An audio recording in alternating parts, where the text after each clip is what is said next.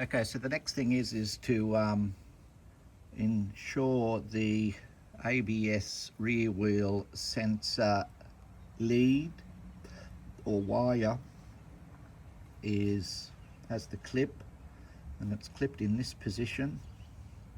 That distance there from this plastic cable retainer, that plastic cable retainer, once you've got all these distances correct, is secured by two small Torx head screws, one there and one further along the strip that you can see up there, two of them. Don't overly tighten those. They're being cushioned with a plastic bracket washer that's attached to the cable tunnel.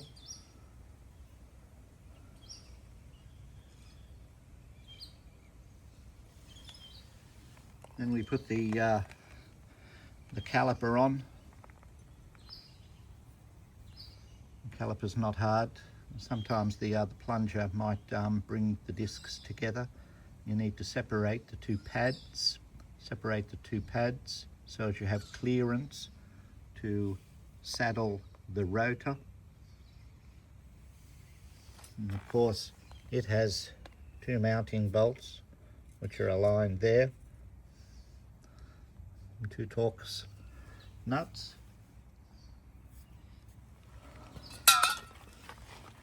So we actually see the sensor through here. We rotate that disc, and there's the sensor. It's secured by a very small Torx nut. Line that up with the thread. There's also another retainer that's fastened down. You can just see the eyelet there that secures that bracket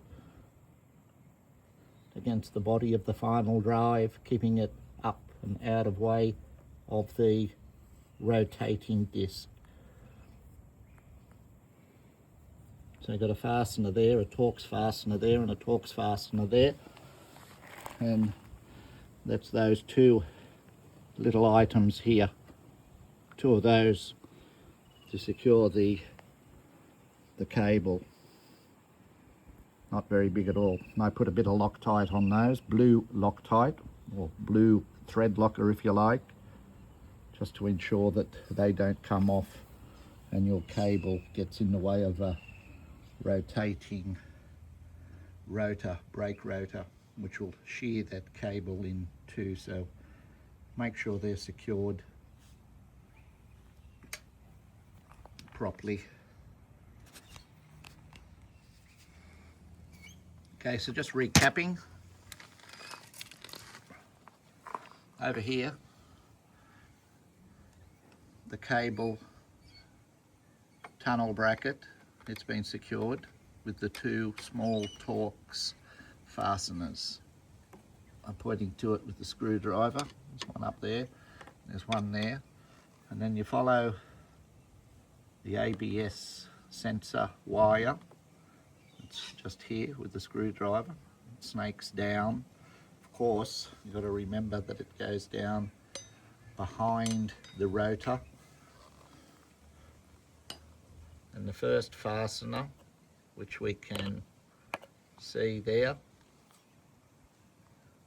I'm pointing to it, is that one there. That's a wire, ABS wire retainer, keeping that in situ and stopping it from rubbing at speed on the rotor. So there's that small fastener there. Now with these, I'm putting blue thread locker on them. They're only fine threads, so you do not over tighten them because you will strip the alloy thread in the back of the final drive here. And then the last one, last but not least, is I'll rotate the rotor around so we can expose it. Is there's a fastener just there, another small Torx fastener, the same size as the one that I pointed to up here. Same size pitch, same size length, and it actually secures the ABS rear wheel sensor itself. So make sure all of those, 1, 2, 3 and 4 are all fastened, and make sure that you haven't pinched the ABS wire as it goes up underneath the tunnel. Make sure it's not pinched there, and make sure there's slack in between each elbow where it's not overly stressed. Make sure you've got clearance of the ABS wire from the rotor, because it's spinning at great speed, especially at highway speeds. The last thing you want is having that insulation chafed up against the rotor and creating an ABS signal problem on the dash. So there we have it. And now we're going to get to our friend, the rear brake caliper. And there are two bolts there. We'll fasten them up now.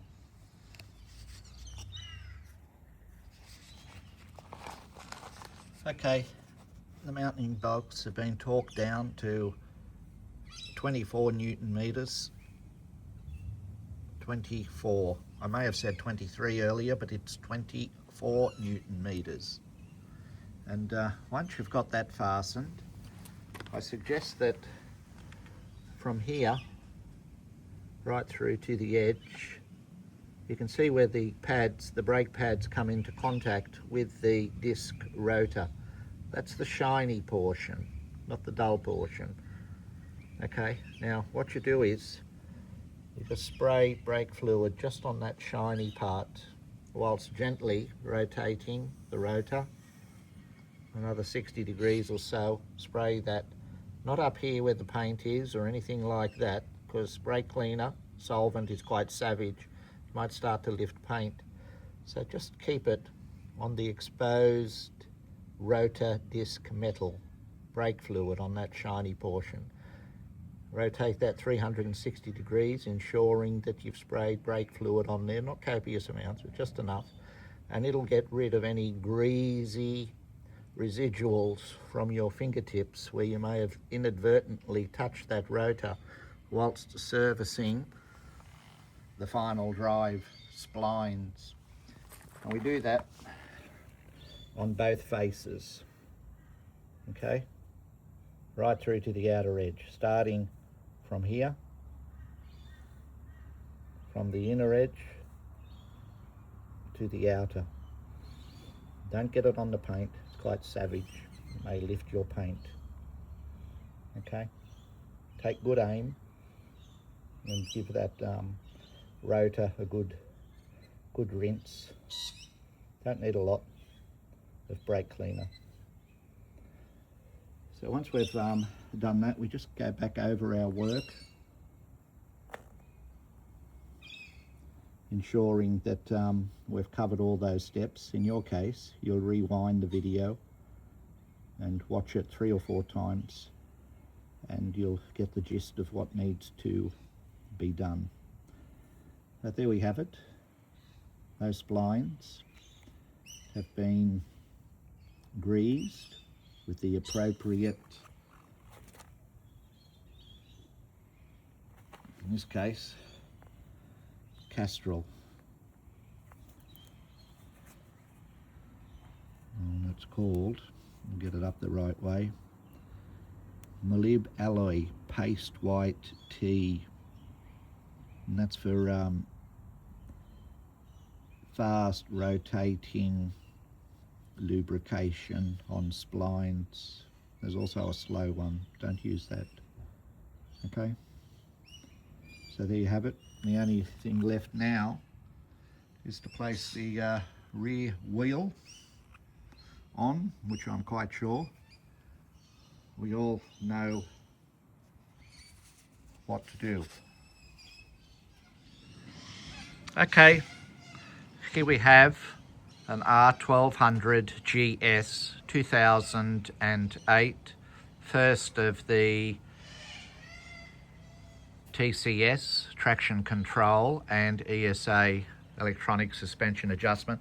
What we're doing here, very, very important, is we are lubricating these splines on both the female and male spline. At that point, the pinion pivot point of the final drive, where the final drive meets the drive shaft. Very important to lubricate those. And also, I've cleaned this up, and I've cleaned these up, cleaned them up with degreaser, and then I've used a bit of brake cleaner on there, one which flashes off and vaporizes and doesn't leave any residual behind. This is also being cleaned up. It's now drying. That's the coupling boot. As you can see, it's quite distinct. Both sides are different. The perfectly round side, of course, fitting into the final drive side, and the eccentric, somewhat oval in shape, fitting up there in the mouth of the drive shaft tunnel. So what I will be using is to apply the molybdenum disulfate spline grease lubrication is a toothbrush. Make sure that toothbrush is clean, so only the grease is applied to the splines. And the lubrication that I'll be using is Molybd Ally Paste White Tea from Castrol. It's also sold through Munich Motorcycles here in Australia, situated in Perth. I'll rotate that. It's a 100-gram tube. I've done R80G/S splines with it. I've done R1200GS splines with it. And I've also done R1100GS splines with this grease. It's got good write-ups. And now I'm about to apply it to this R1200GS.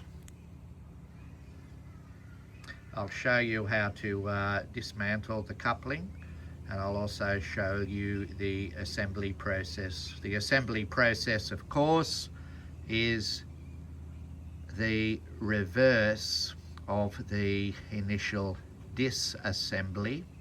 Disassembly, of course, needed to access the task at hand.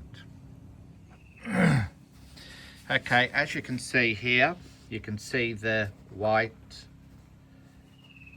molybdenum based grease that I showed you earlier. It's white in color, and you can see that it's I've evenly spread it on both the male spline, and I've also applied it to the female drive shaft spline. And as I said, I've used this application, that toothbrush. The toothbrush bristles, it's a slow sort of circular motion, like you're brushing your teeth. Slow, don't go at it quickly. You've already cleaned it. You've cleaned those splines with degreaser, and you've then washed off the degreaser with a brake solvent. that flashes off quite quickly and evaporates, leaving absolutely no residual behind, thus allowing that grease to do what it does best, apply its high tack molybdenum to those splines, thus cushioning the effect and separating the metal-to-metal contact with a very, very viscous film of molybdenum, which overall prevents wear of those splines. If these splines run dry, you got big problems. They'll just shear and disintegrate, and even though you'll be in gear, the bike will just be revving like it's in neutral, and you ain't going nowhere. You're not going nowhere. You're just stationary on the shoulder of the road waiting for an all uplift. Very important.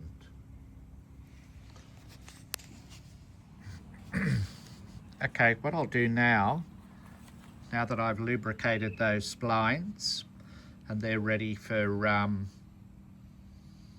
assembly, they're ready to slide through and be reconnected. But before you do that, it's most important that you put the rubber boot back on, the rubber coupling. Okay, now what I do before I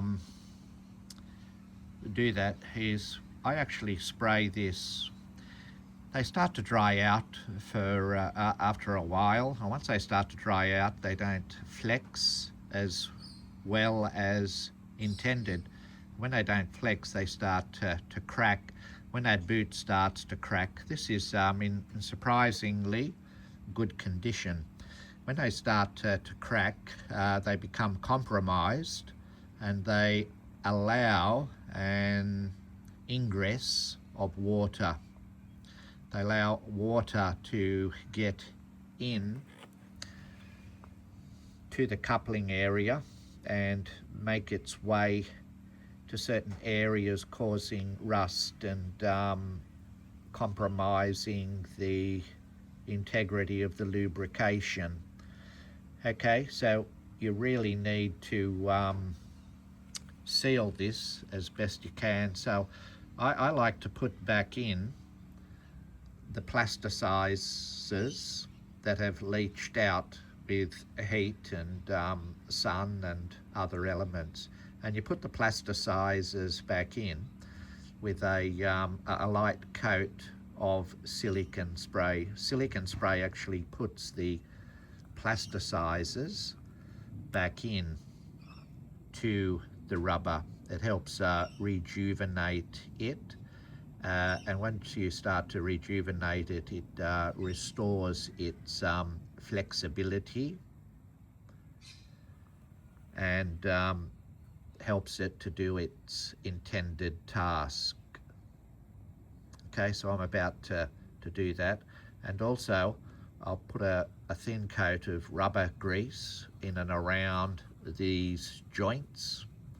That round joint, of course, fits down into the final drive input, final drive area there, and the other oval shape will also get a smear of rubber grease around this coupling to help seal the area up here and prevent water from getting into both joints. Okay. All right. Now, the grease that I'll use on the rubber coupling is a synthetic grease suitable for rubber. It's an MX6 from Inox. Okay. So I will be putting a light smear of that grease around these two ends of the coupling in and around there where my thumbnail is, and as hard it is to hold the phone, in and around here, all the way around on both openings. And that'll help seal that area down there and that area down there. Help keep water from making its way down into there.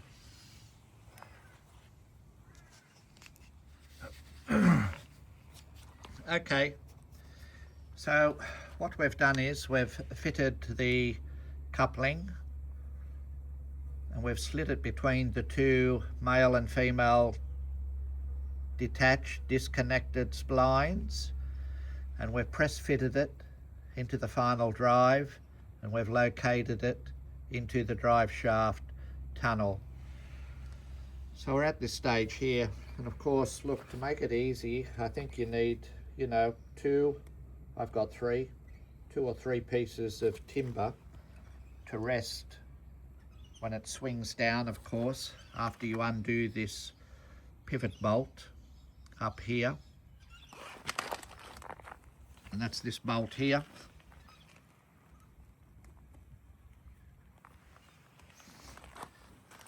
So that bolt affixes the final drive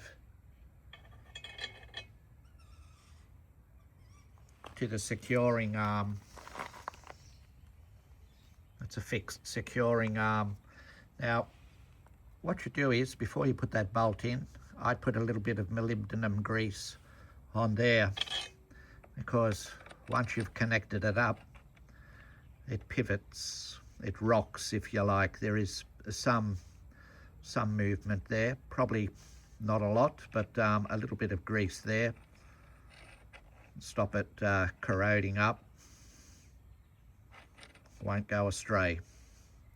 Most of your flex or pivoting is from this pinion pivot assembly down here. Okay, there's a couple of needle roller bearings in through that, acting as a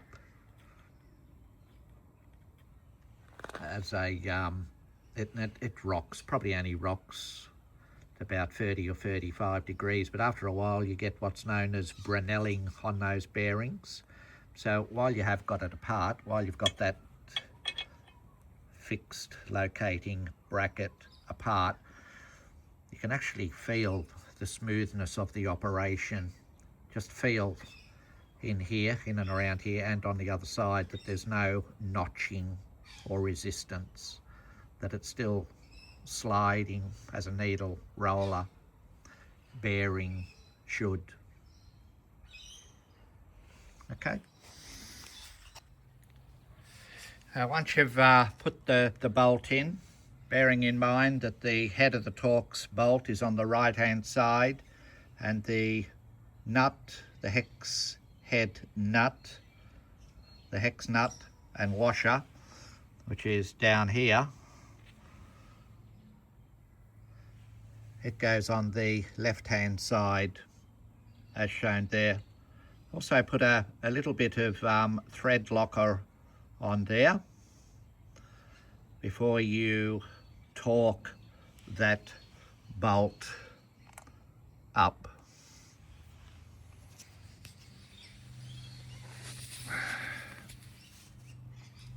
Now this Torx bolt,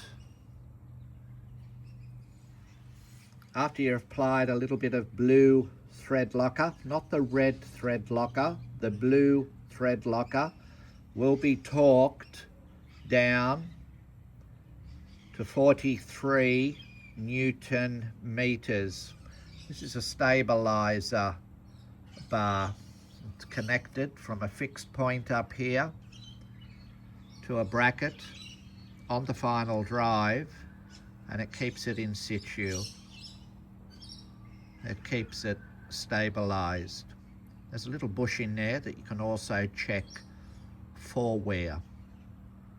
This is very well kept. This one in here, it's okay. It is a serviceable item, but they do last for some time, but you need to keep a check on them.